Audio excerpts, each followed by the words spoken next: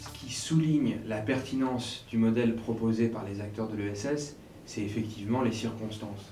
Et de fait, la crise que nous traversons, qui se transforme aussi d'une certaine manière en une crise du salariat, nous pousse à nous interroger sur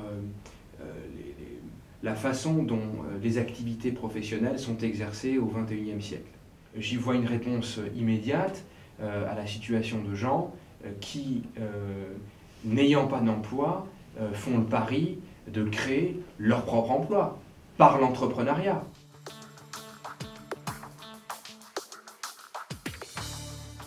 Notre objectif, c'est en quelque sorte de jouer un rôle de levier.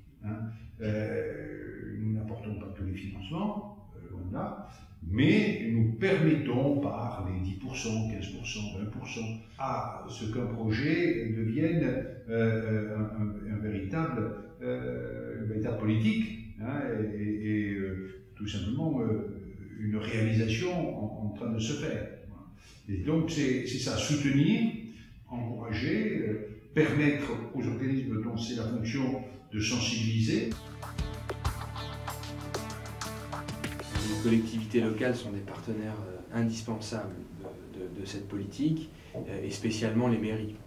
Parce que une des forces de l'économie sociale et solidaire et une des réponses qu'elle apporte à la situation actuelle, c'est qu'elle produit de l'emploi qui est arrimé au territoire, qui est vraiment ancré dans le territoire. Et donc du coup, elle renforce aussi l'attractivité de notre territoire. On a vraiment besoin d'avoir ce relais-là au plus proche des entrepreneurs. Et c'est pour cette raison d'ailleurs que dans le comité départemental de l'économie sociale et solidaire, j'ai demandé à ce que les responsables de l'ESS dans les communes, alors que ce soit l'élu ou le responsable administratif qui s'occupe de cette question, mais puisse être désigné comme membre de droit. Il n'y a pas des élus partout ayant une aussi haute conscience de la nécessité de promouvoir à l'échelle d'une commune, à l'échelle d'un groupement de communes, la nécessité de promouvoir l'économie sociale et solidaire.